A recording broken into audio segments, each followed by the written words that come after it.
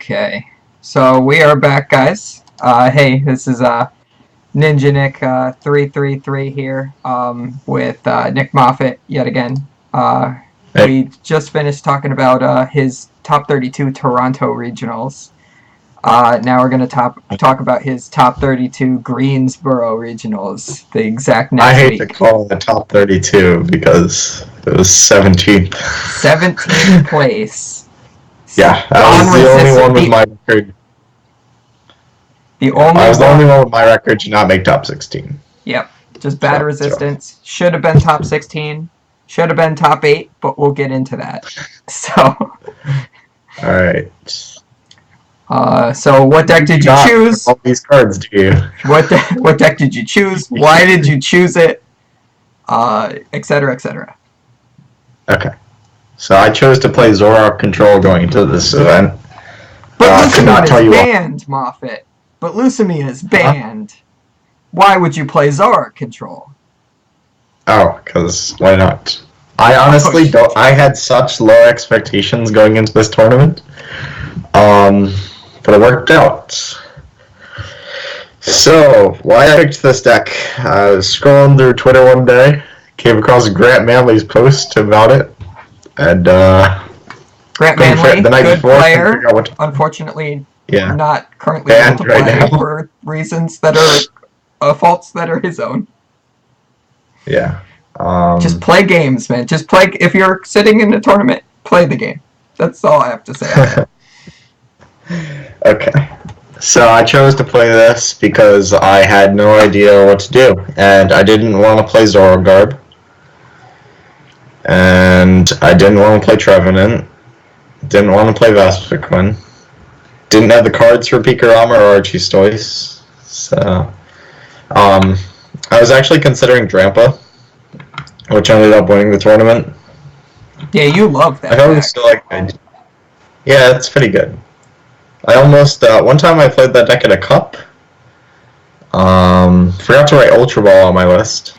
Oh, I remember this. So, and still almost made top 4. Yeah. Yeah. So I had to play with like 12 energies in my deck or something stupid like that, you know. 13 energies. Yeah, you played like a whole tournament without those Ultra Balls or something, right? Or you lost them after the first round or something? After the first round, yeah. Okay. Who needs Ultra Ball? So, yeah. Well, now they don't even play Ultra Ball because now you got Mysterious Treasure in that deck. Right, yeah. Okay, so Zoroark Control. Don't know why I picked it, just did. Just had a feeling. Now tell all the kids in class here how many games you played with this deck before you took it to the tournament. 1. Against Blacephalon. So that's not one match. That's not one best 2 out of 3. One game. That's one single. The morning game. of. So I'd already submitted my list too. Like I wasn't able to change if it didn't go well. But I put my faith in Grant for this tournament, and it worked out. All right, so let's get into the list. You got 4/4 Zoroark. Yeah, draw cards. Riotous Beating. So since you weren't playing Swampert, you had to play Zoroark because you like to draw cards. Yeah, I do like drawing cards. So usually a good strategy. Paralyzing Gazerua is good. I had to borrow them from Ian this tournament because I only had 2. Mm-hmm. Don't think that came up more than like once. I definitely used it, but not super relevant. So yeah, main reason for Zoroark is to draw cards in this deck, but you can also attack. I mean, it hits that nice dark weakness on Trevenant. So definitely. I only played one of those, but I gave him the not so quick 2-0. It was pretty grindy actually. But we'll get into that. Yeah. And then you got 2 Oranguru, probably the main attacker of the deck. Resource management, you use that a lot. I'd say like half the time you deck them out, half the time you knock them out. I mean, you can do either one. Once you run them out of energy, you can just start attacking with rider speeding if you wanted to. It doesn't really matter. But yeah, getting back your resources to deny theirs is the whole game. I mean, you've got quite a bit of resources in here to manage, so. Yes. And you got that 1-1 Macargo and a Ditto. So effectively 2-1 Macargo. But you can also use the Ditto for a Zoroark if you want. It just gives you that flexibility. Did you use Magma Ring? Yep. Yeah, I did. Yeah, you did. Ditto, evolve up into either one. You'll often go like double Zorua Ditto on turn 1 with your budget to give you a lot of flexibility. Alright, and then you got Lugia. So Lugia's GX attack says for 3, put your opponents active in the loss zone, mainly for Blastoise matchup. If they overcommit to a guy, you can throw it in the loss zone.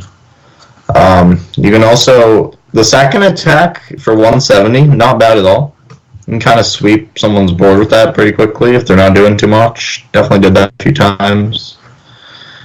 Yeah. But yeah, so basically how you activate the GX attack is with counter gain and the DC. Yeah. Because it costs. Yeah, so you can pop that off in one turn. Someone messaged this group chat first thing in the morning. Is like, yo, who has a Lugia GX? I'm just like, yo, here you go. It's like, I need a rescue scarf. I still have it for me. You gave me that, right? Yeah, you can keep it.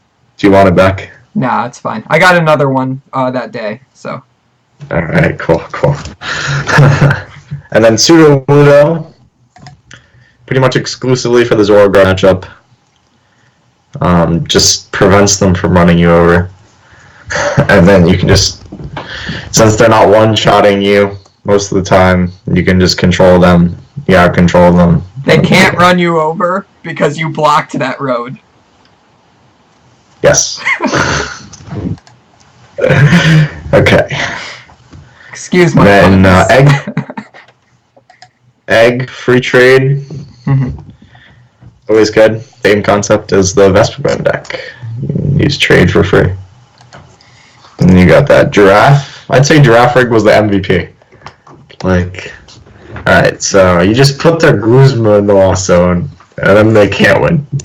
Against so many decks. You just put their Guzma in the loss zone, counter catcher up some fat guy, and then game's over. Yep. I apologize for not owning like half of the cards in this deck, but I don't play on PTCGO too much, so I don't feel like trading for anything. How do I not own a Gladion? Like, seriously. Like, that's how little I play PTCGO. Yeah. Triple Lele lets you get all your supporters out, whatever you need that turn. Usually Bridget turn 1, Sycamore turn 2. Or sometimes you'll Sycamore turn 1 if you have a bunch of Pokemon in your hand already. But yeah. And double counter catcher, bring up fat guys. Double enhanced hammer, remove their energy. Yeah. Mainly against Zoroark, some other decks too, Vespiquen, Picarons, stupid flash energy, whatever. Double field blower, get rid of Garbotoxin, get rid of float stone, so you can bring up their fat guy, and then they can't retreat it. Mainly Garbotoxin though, I'd say. So you can still trade. And then red card. The card's really good. Just disrupt their hand so much. Leave them with nothing to do. And then just start like milling them. And then double stretcher. The reason you play 2 is because it's super crucial. The deck doesn't play Fury Belt. So Zoroark can go like Guzma, Sudowoodo every turn. It does this every single time. But this is kind of like, I'm surprised it did do it in the last video, essentially. Alright, so we're talking about Stretcher. So, in the Zoroark matchup, they could just Guzma your Sudowoodo every turn. Have to play lots of Stretcher to be able to get him back. And then also, like, Macargo you want to get back. You want to get back Giraffe Rig. If you use it more than once, you want to get back Oranguru. You want to get back Zoroark if you had to throw them away. You just get back everyone. Good card. Definitely glad I had 2. 4 Ultra Search out, you guys. Pretty standard. Only 3 VS Seeker. That was one of the things on the list I found weird. There were a few times it was like almost bad that I only had 3. But it worked out, I think. That's one of the things I would consider changing, is going up to a 4th VS Seeker instead of maybe like the 2nd Sycamore or Bridget, something like that. Fellow City, you can control their damage against Zoroark again, control their bench, just make sure they can't go off on you, mainly for Zoroark. Just keep getting rid of all their Pokemon so they eventually run out of ways to one-shot you. Mm-hmm. And that's what you want. Sound Lab. Card's pretty good. Card's really good, actually. Lots of uses. So, I don't know, they can't use Zero Auras for Retreat. Can't use... There's too many things to name. Yeah, you shut off the Zerka tree, so you can hit it if you run them out of energy and they have if you really want to. I don't think anyone ever tried to go Zerka tree against me. Yeah, you can just put it down and your opponent can't Shaman, so it slows them down. Yeah. And it gives you more resource management turns, stuff like that. Yeah. And then Wondrous Labyrinth was really good. So you can still attack with your Giraffe Rig or Oranguru for 1 DCE because the cost is only 1. So then you're attaching 2, but it's only 1 attachment, and then you hopefully prevent an attack from them. And then the supporters, there's lots of those. Ace, Rolo, heal your guys. Mm-hmm. Yeah. Bridget, get out your Zeruas, get out all your guys. Mainly Zorua and Slugma. Sometimes you'll grab a Oranguru, but usually not. Chorus. They got a big bench, you got a big bench, you can draw like 10 plus. They're playing a Skyfield deck. Good card. Gladian lets you... I used Gladian a lot to search out stuff crucial when I was sending prizes. Like if you need Silent Lab in that matchup, say, for example, you just grab it out of the prizes because you don't really take prizes very often. Mm-hmm. I actually hit a Zoroark control similar to this in round 2 of this tournament. I was playing Trevenant. Turn 2, my opponent realizes that I drew past, so he slaps down a DC on his Zoro with 3 Pokemon on his bench. I think he he had 2 Pokemon on his bench. He Lele's, searches through his deck, goes, okay, and he grabs Gladian, and he uses the Gladian to get his Zoroark out of his prizes, and then Riotous Beams for knockout and won the game. I've definitely done stuff like that. Like, if you have a DC prize, you just know you can get it with Gladian. Mm-hmm. If, instead of digging for it, you can just search it out that way. Yeah. Yeah. Good card. Guzma, more switching. If you're not behind, basically. And then you can also switch your active. Karen, mainly for Vespiquen and Night March, which didn't show up that much. It's a card I would consider cutting, but would be afraid to, So I feel like Vespiquen and Night March can always come back if people stop countering them, right? Because they're inherently very powerful decks.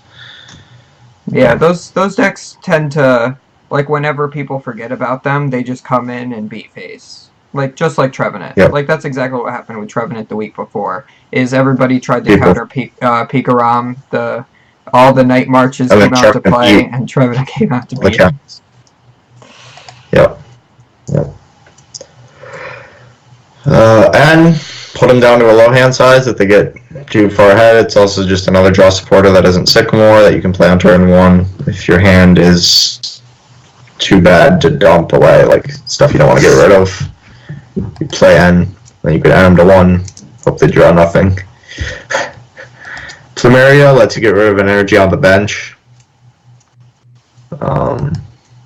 So you discard Egg usually in another card. So we also play Flare Gun. So Flare Gun obviously going to be more optimal if it's in the active because you don't have to discard anything. But if they're trying to charge up a bench guy, you can go with Plumeria. That's why we play one of each of those. Then you got a Sycamore, 2 of them. Mm-hmm. Something I found like slightly weird, but probably good, was the 2 Sycamore. So you really want to dig through your deck early, thin it down, and then just resource management, draw those cards, control them with them. Yeah. Then Handiwork, deck them out, get rid of crucial resources.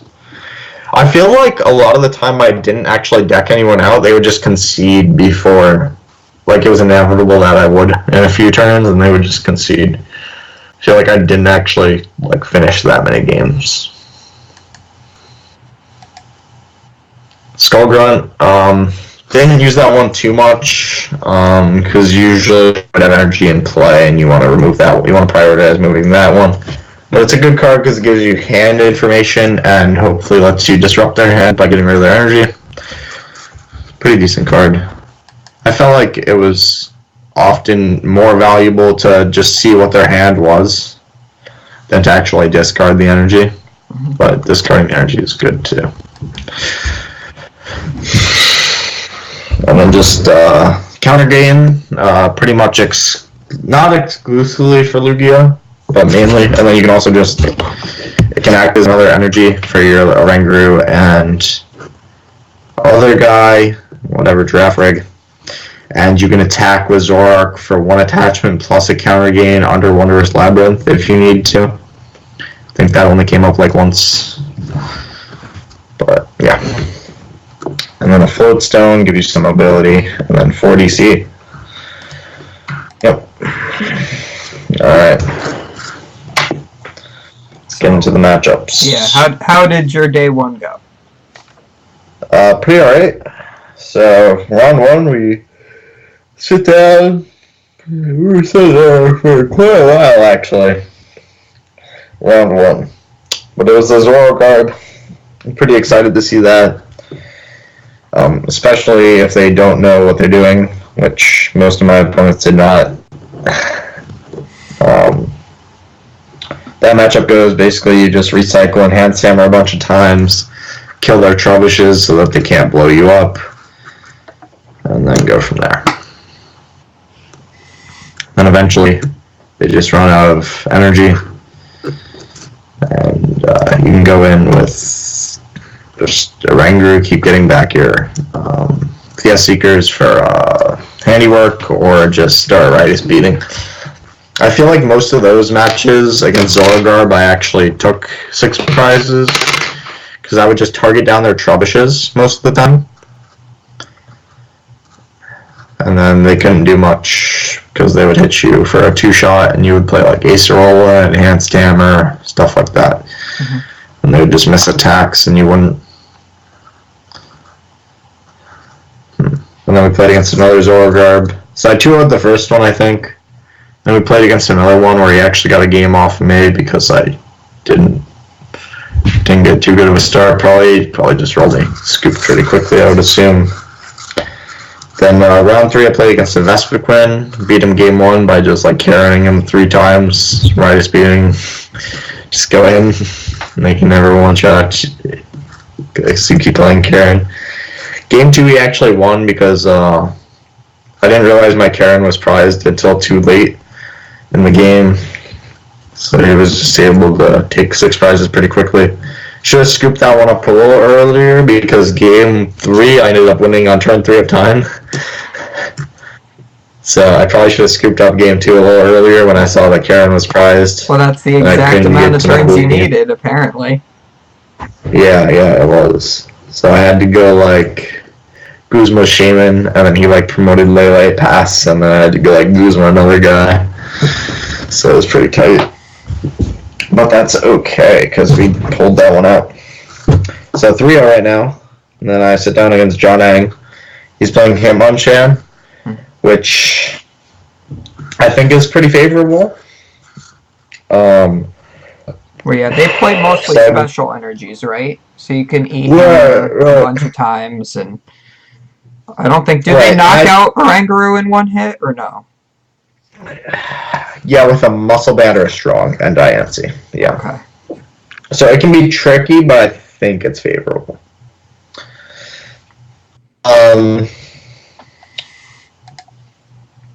So I beat him game 1. I think he was just drawing pretty poorly, and I just started attacking with Rise beating. And then game 2, I thought I had him locked up because I got Counter Catcher on his Diancie, and I used Draft Rig to Lost Zone his Guzma, and I had blowered all of his Floodstones because he was forced to like attach them all. Instead of one by one, he had to go like all at once. But little did I know he played, I think 3 Guzma. So he was able to kill my heavily damaged Zoroark that I neglected to Acerola. When I very easily could have. So that was a mistake by me. I also neglected to Skull Grunt him to see what was in his hand and get rid of any energy he could have been holding there, which probably would have been a good idea. So I played pretty poorly the last couple turns of that game. Mostly just lack of knowledge, because I just assumed I had the game 1, which was obviously incorrect. And then game 3, I didn't get much going, and he just kind of beat me down pretty quickly. Yeah, so took him out there. But we sat down against Rayquaza, so that's a pretty scary matchup. But we were able to pull out a tie against him. Yeah, they can just like race you pretty hard, right? They can just get a whole bunch of energy out. Yeah, they're all basic energy. And just start one-shotting. Yeah, it's rough. And they have Zoroark to make sure all the guys are for your treat, so you can't do much. But, so he rolled me game 1 pretty quickly. But it was like, it took a long time. And then game 2, he didn't have much going. I got a Silent Lab down turn 1. So he tried to go for Lele into like Sycamore. So he ended up getting a double prize penalty for that. But it didn't actually matter because I benched him anyway.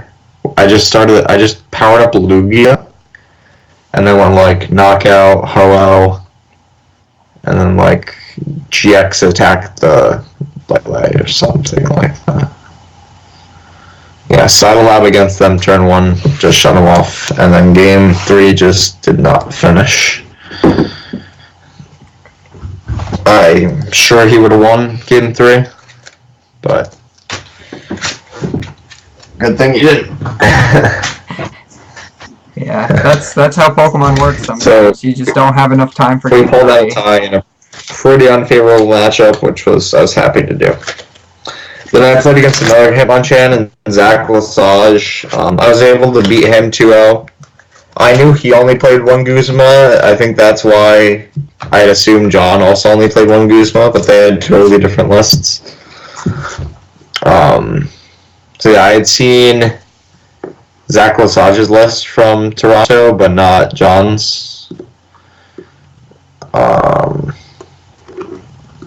So I was able to beat Zach 2-0 pretty easily, I think. And then round 7, I'm sitting at looks like 4-1-1 right now. Play against another Zoroark. Happy to see that. This was Ryan Antonucci. So he was by far the best of the 3 Zoroark players that I played. He made it very close. He took a game off me. And then I don't think our game actually would have finished, but we had agreed that whoever was winning would win. And so I completely ran him out of energy, and I think time was called, but he scooped because, or maybe I did deck him out anyways with like a handiwork on the last turn. I don't remember. But anyway, we won that one. And then so now we're at 5-1-1, just need to win one of the next two. And I sit down against Michael Permawat, playing Blastoise, so that's a pretty scary matchup sometimes. But I was actually able to 2-0 him.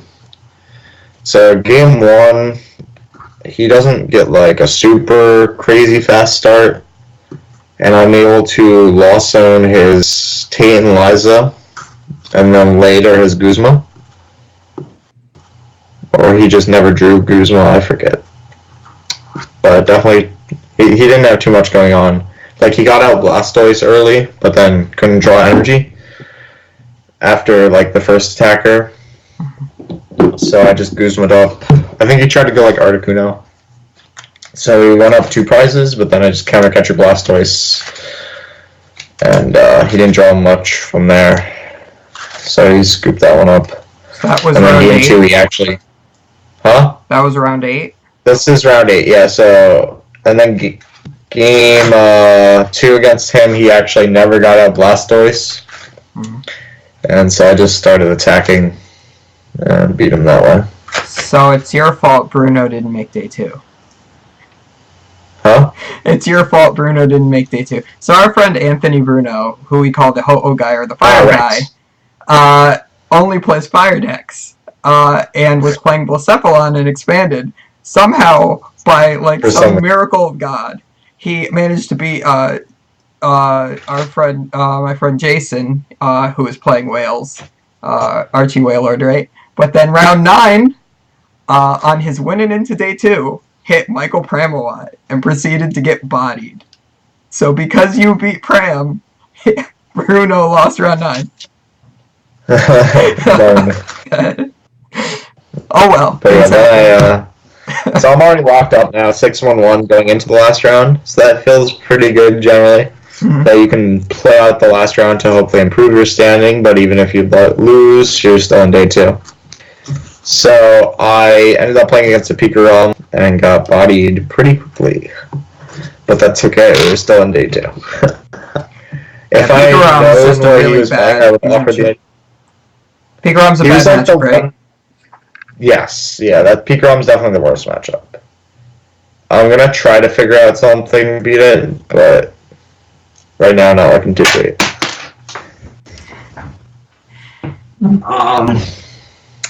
What was I saying? So he was like the one person I didn't know what they were playing. Mm-hmm. So had I known he was playing Pikarom, I would have offered the ID. But did not. So I was like, alright, we're just gonna play it out, see what it is. And he flips over like Zoroark, and I'm like, shoot. Cool. Alright. So I'm going to day 2, 6-1-1. So like bottom of the field, but we're gonna work our way back up. Been there before. Round 1, sit down against Miss Magius Garbodor. Not sure how he made day 2, but he did. Chaos. So good for him. Yes. So it was kind of annoying, but I did 2-0 him. Game 1 rather, I was able to just get 2 double colorless on Zoroark before he started using Chaos Wheel. So he scooped that one up pretty quickly. Because he couldn't remove the ones I did get on there. So I won that pretty quick. And then game 2, he got a much better start, was able to prevent my energy. So the strategy in that matchup was basically find one turn where you can prevent them from attacking, and then go in with resource management from there and get back more cards to deny their energy and attacks. So I let him ahead, then I could start counter-catching guys, and I would just Plumeria and Flare Gun his energy every turn until eventually he missed, and then I went resource management, get cards back, keep doing it, and eventually decked him out, I think. controlled him to the point where I could ride it. I think I controlled him to the point where I could go in with Riot Speeding, and then just won from there. Then we played against Blastoise. It was the one Blastoise that played Keldeo EX. Oh, okay. So that made it very difficult. I was still able to win one game where I KO'd the Keldeo early, and then when Counter-Catcher Blastoise lost to Guzma, which is basically your strategy against that deck.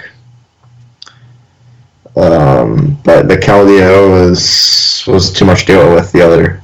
In game 1 and game 2, I just won like a Rangaroo pass, and the game was over, you know. It didn't have anything going on there. Yeah, I ended up hitting Archie's deck that was playing Keldeo Floatstone in day 1, which I obviously lost to, because Trevenant cannot do anything against that. The whole way you beat Blastoise is by going Counter-Catcher Blastoise and just spreading until everything dies. And yeah, no, Keldeo Floatstone, pretty good. If I just remembered Keldeo was a card, I just straight up wouldn't have played Trevenant. Just straight up. So...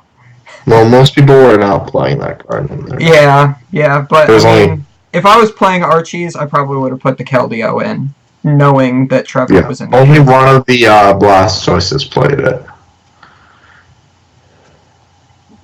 Alright. Yeah, the card's, like, good for the utility, but it's not, like, super powerful is why people are playing it. They're, like, favoring, Palkia instead, or what's the other one? The stage 2. Kingdra. Yeah, they're favoring Kingdra Palkia instead. Yeah, those are just overall better cards. The Keldeo really is just good for the Russian. Yeah. And then played against another Blastoise the next round, which did not play Keldeo, and I was able to 2-0 him. Those games were pretty interesting. Neither of them we really had anything going on. Like, neither game was very eventful. It was just kind of me giraffe-rigging him every turn and him not attacking. Like, I don't think I got any Zoroarks out either game for, like, ever. Like, game 1, he whiffed the turn 1 Archies. Mm-hmm. And I put his Archies and Blastoise in the lost zone. And I guess he had prized his second copy of one of them, so he just scooped right away, basically.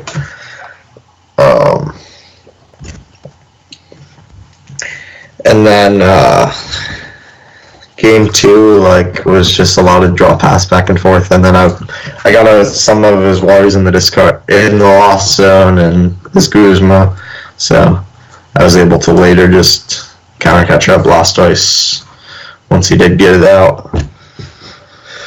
Yeah. Yep. So we won that one. Then we played against like one of the 2 Trevenants in day 2. And this guy... So Peter Kika was telling me, this guy played Oricorio in his Trevenant deck, right? Oh, I saw that tweet. But when he played against me, he also discarded Karen.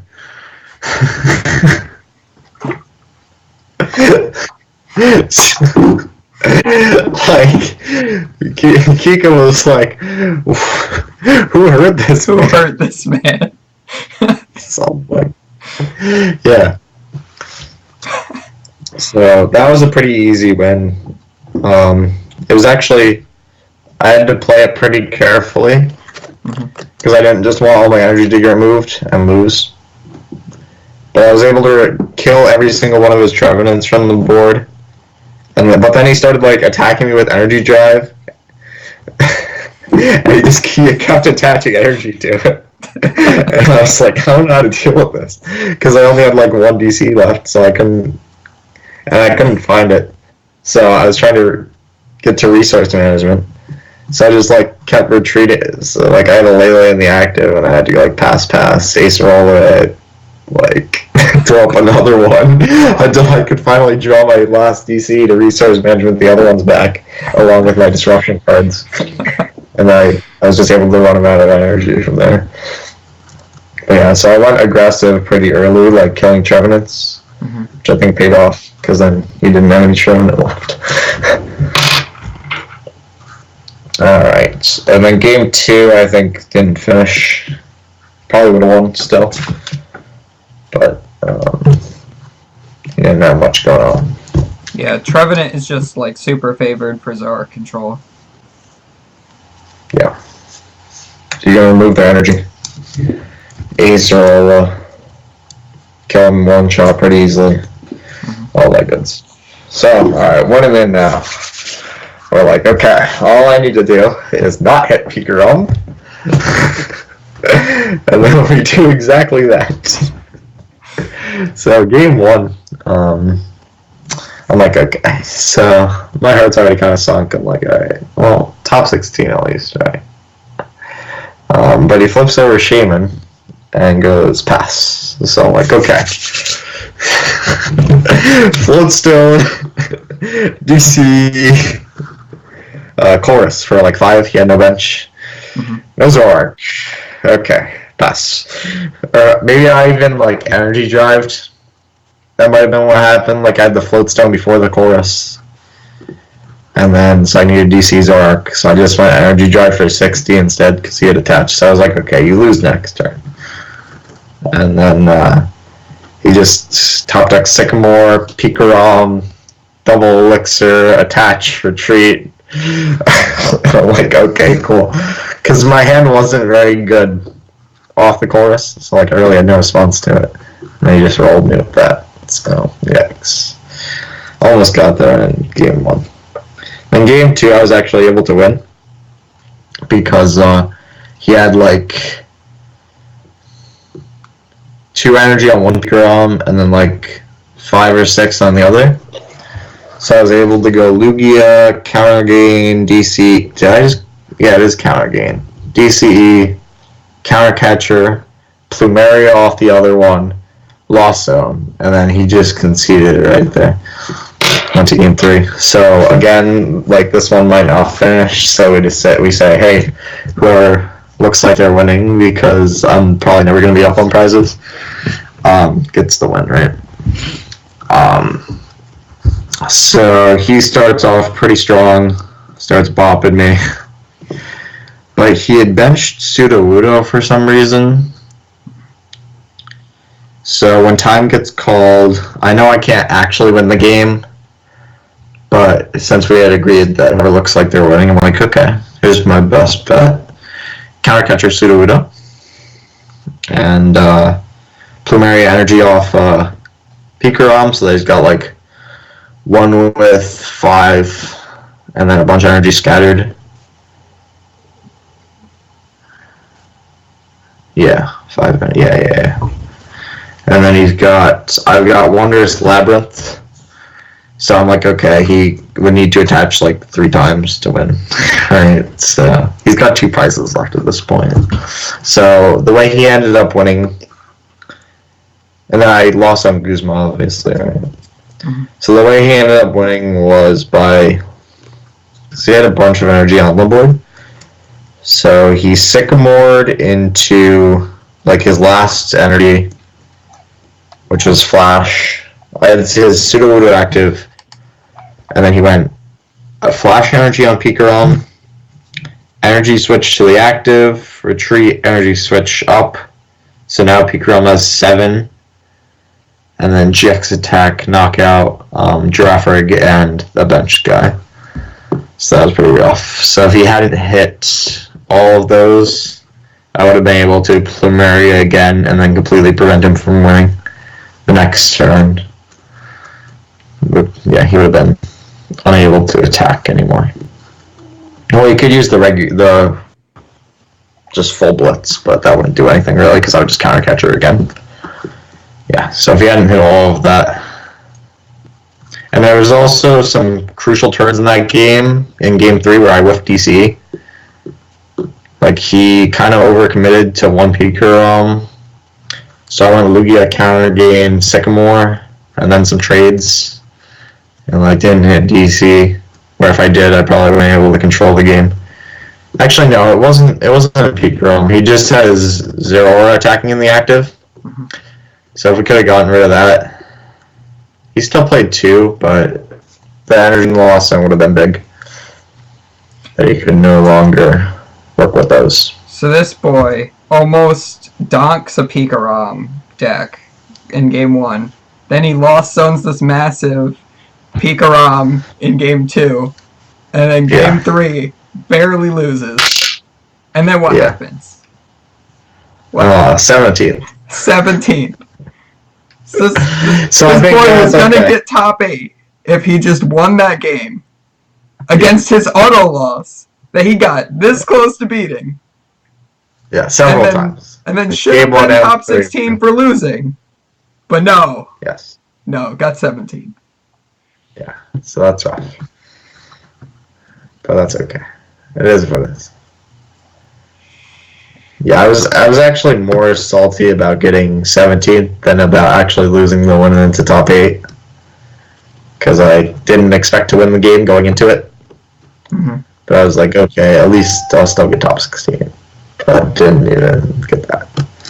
So it's kind of unfortunate that I got like the same prizing as someone who went like 1-4 on the day or something, you know? Like, maybe 2-3. Yeah, you could have come in at 6-2-1 and went 2-3 and made top 32. Like, it was only like a 40-something person. Low 40s. So it was pretty hard to not make top 32. Yeah. But I had to happen to someone, right? Yeah. Got the short end of the stick there. Definitely. I would like to play this deck again sometime. Not sure if I can go to Florida. And I definitely can't go Hartford, so it would have to be Florida. Even though Hartford is literally the closest regional to you. It's like an hour away from you. Maybe 2. Okay. But yeah, it's quite... Last year 2 hours. It's 2 hours from me also, so... Last year I drove there the morning of. That's the thing you can do. Yeah. But that was... Yeah. It's quite unfortunate I can't go there either. So we have a track meet, big invitational in my high school that we host the same day. So that's how it is. I'd love to go to that one. Just can't. So I remember Shocklock was first seed, right? Yes. Do you think that if you made top 8, would you have been able to beat Shocklock? Most likely not. But you could go...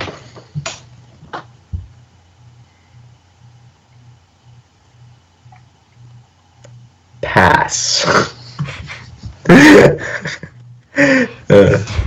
That'd be your strategy. Yeah, I mean, I was thinking like your best strategy would be like game 1. All right. Probably. Here's how you win. Yeah. Okay. You go ahead. Here's how you win. Mm-hmm. So you have a few outs, right? So you can confuse their guy if they miss a turn, and hopefully they flip tails, right, and can't pick up. And so you have red card, which is very good against them. You have enhanced hammer, which is very good against them. And you have Wondrous Labyrinth, which is also good against them. So if you can bump their stadiums early, and then drop Wondrous Labyrinth with an enhanced hammer, you could hope they miss a pickup, and then therefore miss a attack. And then you could get a resource management in there, or confuse them, one or the other. And hopefully make something work. I don't know how you would do it, but I'm sure I could find a way. Well, the way I saw it was in top 8, the games have to finish. You can't tie. And it goes by prizes. Right. So you would in all likelihood lose game 1, but it would probably be a very long, like at least 30-minute game 1. Yeah. Because they would deck you out card by card, most likely. Yeah. So then game 2, you would end up taking literally one prize, like as they're setting up, and then the game would still. I don't think that's how it works.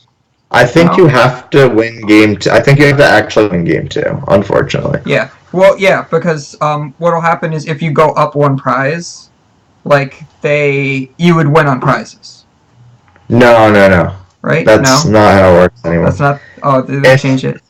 I never make top categories. You still have to finish a game if it's tied. Mm-hmm. Yeah, if it's tied, right? If it's 1-1, then you could do that. Take one prize and go pass. Okay. Pass. Yeah. But or if game 1 never finished, would be the other way. Okay.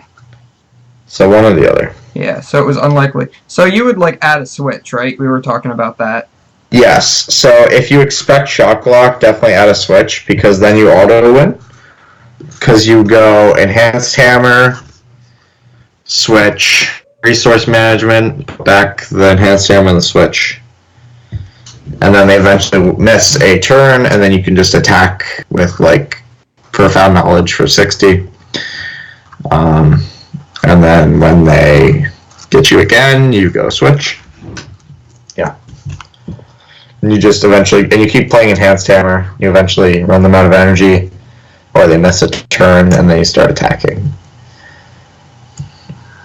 Yeah. So even if you did win, you probably would have lost top 8. If by some miracle you won the top 8, you probably won the whole tournament, right? Probably. Yeah. Probably.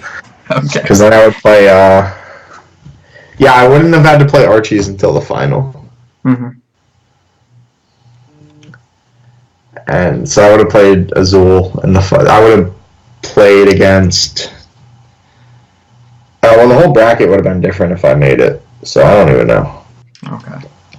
Yeah, the whole bracket would be different because then the Zoroark that beat that would be 7th seed instead of 8th. Okay. Yeah. Alright. The guy who was my opponent ended up being like 6th seed or something. So 2 people would have got moved up. It would have changed the whole bracket. Okay. Yeah. I could have figured a way through it if I could beat every other matchup I would take except Pikarom and Shocklock. Alright. Well, do you think this is still a good deck going forward? You definitely said you would keep playing it. Yeah, maybe not if Pikarom's as popular. Yeah, if Pikarom takes up more popularity, it's rough. Yeah. Anything else I'll take. Yeah. Well, except like Rayquaza. Yeah, Rayquaza's pretty bad. Yeah. But Rayquaza, I don't know. It's like, do you think that's better than Pikarom, or do you think... Pikarom's a better deck. Yeah. Alright. Well, any, like, shoutouts and Twitter and everything you want to throw out? Yeah, definitely shout out to Grant Manley for the deck. And you can follow me on Twitter. It's Nicholas Moffitt 2. Only one T at the end. My actual name has 2 T's, but that's why there's a 2. Everybody tweet at him, hashtag Moffitt Busted, because he is busted. Alright. Alright. Well, thank you. Thanks for having me, Nick. Yeah, thanks for coming on and talking about your back-to-back top 32s, which should have been a top 32 and top 16, but alright. Yeah. Could be better. Could be worse. We'll see you YouTube guys later.